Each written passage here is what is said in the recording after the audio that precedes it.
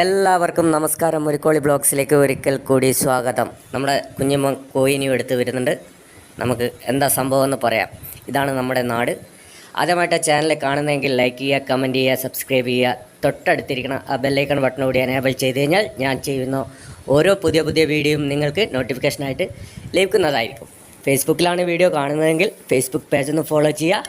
ഇൻസ്റ്റാഗ്രാമിലാണെങ്കിൽ ഇൻസ്റ്റാഗ്രാമും കൂടി ഒന്ന് ഫോളോ ചെയ്യുക. അപ്പം നമുക്ക് വീഡിയോയിലേക്ക് കടന്നാലോ? വാ, നമുക്ക് പോകാം. കണ്ണൂർ ജില്ലയിലെ ഇരിട്ടിയിൽ നിന്നും 10 കിലോമീറ്റർ വടക്കു കിഴക്ക് മാറി അയ്യങ്കുന്ന് പഞ്ചായത്തിൽ സ്ഥിതി ചെയ്യുന്ന ഒരു ഗ്രാമപ്രദേശമാണ് മുണ്ടയാംപറമ്പ്.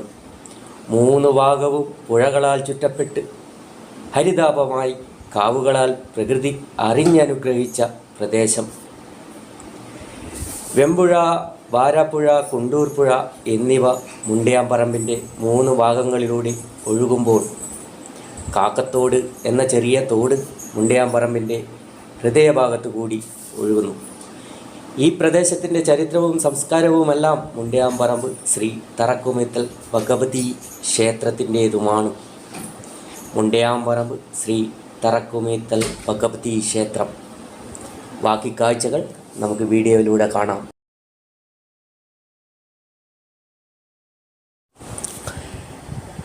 ദേവാസുര യുദ്ധസങ്കല്പവുമായി ബന്ധപ്പെട്ടാണ് മേടത്തിറ ഉത്സവമെന്നാണ് വിശ്വാസം. കുണ്ടുംകരയൂട്ടും ഇതിൻ്റെ ഭാഗമെന്നാണ് വിശ്വാസം. ദേവാസുര യുദ്ധത്തിൽ വിജയിച്ച ഭഗവതി തൻ്റെ കൂടെയുള്ള ദേവഗണങ്ങൾക്ക് ഭക്ഷണം നൽകുന്നു എന്നാണ് കുണ്ടുകരയൂട്ടിൻ്റെ സങ്കല്പം. പതിറ്റാണ്ടുകൾക്ക് മുമ്പ് തന്നെ മുണ്ടയാംപറമ്പ് മേടത്തിറ വടക്കേ മലബാറിലെമ്പാടും പ്രശസ്തമാണ്. പ്രകൃതി അറിഞ്ഞനുഗ്രഹിച്ച പ്രദേശമാണ് മുണ്ടയാംപറമ്പ്. നിരവധി ഹരിതാപമായ കാവുകൾ. ക്ഷേത്രത്തിന് സമീപത്ത് സ്ഥിതി ചെയ്യുന്ന അതിൽ താഴേക്കാവിലാണ് ഭക്തർ കോഴിയെ സമർപ്പിക്കുന്നത്. നേരത്തെ നമ്മുടെ കയ്യിൽ കണ്ട കോഴി അതിനുള്ളതാണ്. താഴേക്കാവിലെ പ്രധാന ചടങ്ങ് കാവിൽ കലശമാണ് ഇവിടെ നടത്തുന്നത്. മറികൊത്തൽ ചടങ്ങ് സർവ്വവിഘ്നങ്ങൾക്കും പരിഹാരമാണ്. ആചാര വൈവിധ്യമാണ് ഈ ക്ഷേത്രത്തിലെ മറ്റ് ദേവീക്ഷേത്രങ്ങളിൽ നിന്നും വ്യത്യസ്തമാക്കുന്നത്. ഉത്തമകർമ്മവും മധ്യമകർമ്മവും ഉള്ള ക്ഷേത്രമാണിത്. ഇവിടെ ദേവിയെ വലിയ ഭഗവതിയെന്നും ചെറിയ ഭഗവതിയെന്നും ആരാധിക്കുന്നു.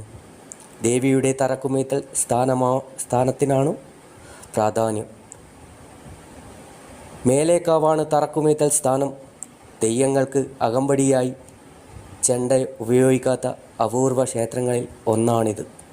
പണ്ട് കാലത്ത് ഉച്ച കഴിഞ്ഞാൽ ദേവിയുടെ നാമം ഉച്ചരിക്കാൻ പാടില്ലാത്ത സ്ഥലമായിരുന്നു ഇത്, അഥവാ മിണ്ടാപ്പറമ്പ് എന്നായിരുന്നു. കാലാന്തരത്തിൽ അത് മുണ്ടയാംപറമ്പ് എന്നായി മാറിയെന്നാണ് വിശ്വാസം.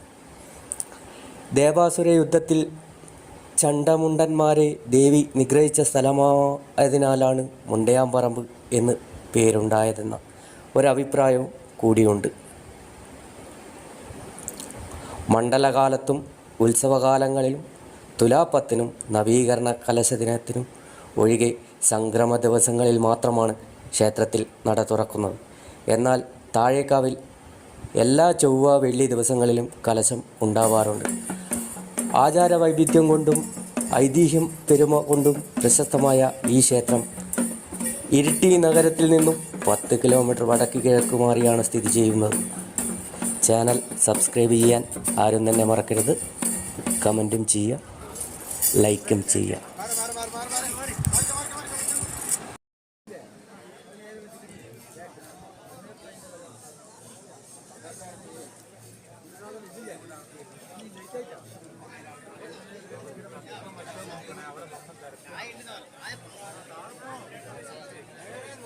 കത്തിക്കാൻ പറ്റുമെങ്കിൽ കത്തിക്കാം. വളക്കയിലിരിക്കുമല്ലോ, വെട്ടിക്കൊണ്ടാൻ പറ്റും.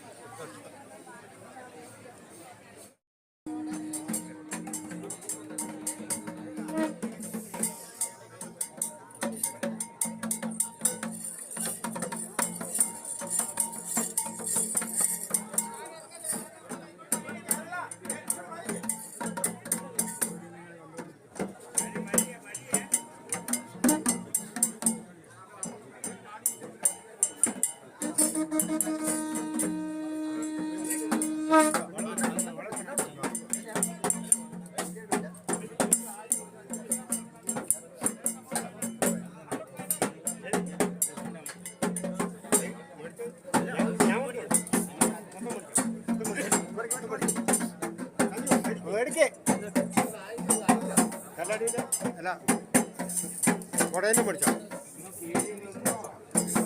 കൊടേനെ പിടിച്ചോ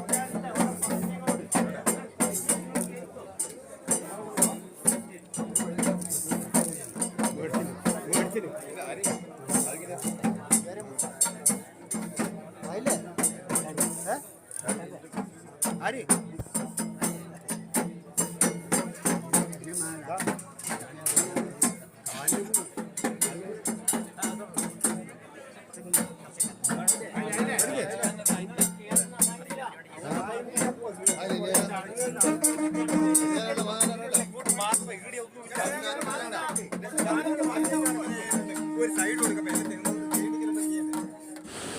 ചാനൽ സബ്സ്ക്രൈബ് ചെയ്യാത്തവരൊന്ന് ചാനൽ സബ്സ്ക്രൈബ് ചെയ്യുക, കമൻറ്റ് ചെയ്യുക, ലൈക്ക് ചെയ്യുക.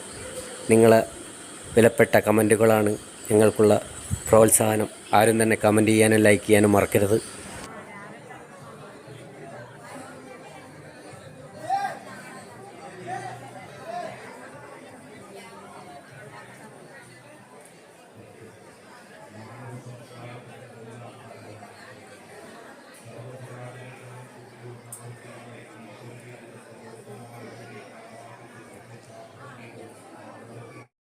ഒന്നും കൂടി പറയുകയാണ്, വീഡിയോ ഇഷ്ടപ്പെട്ട് കഴിഞ്ഞാൽ ലൈക്ക് ചെയ്യാനും കമൻറ്റ് ചെയ്യാനും സബ്സ്ക്രൈബ് ചെയ്യാനും ആരും തന്നെ മറക്കരുത്. നല്ലൊരു വീഡിയോയുമായി വരുന്നത് വരെ എല്ലാവർക്കും സ്നേഹം മാത്രം. ഈ ഐസ്ക്രീമുകാരൻ പുലിയാണ് കേട്ടോ. ഇവൻ വീഡിയോ എടുക്കുന്നത് കണ്ടിട്ട് ചോദിച്ചെന്ന പരിപാടിയെന്ന്. അപ്പം നമ്മൾ യൂട്യൂബ് ചാനലിലേക്ക് വേണ്ടിയിട്ടാണ് വീഡിയോ എടുക്കുന്നതെന്ന് പറഞ്ഞിട്ട് ഐസ്ക്രീം കുറച്ച് കൂടുതൽ നിറച്ച് തന്നു. ഇവനാൾ പുലിയല്ലേ, അപ്പം പുലിയാണ് കേട്ടോ, പുലി. അപ്പോൾ ഒന്നും കൂടി സബ്സ്ക്രൈബ് ചെയ്യാത്തവർ ഉടൻ തന്നെ ഒന്ന് സബ്സ്ക്രൈബ് ചെയ്തോളൂ. Tata, bye bye.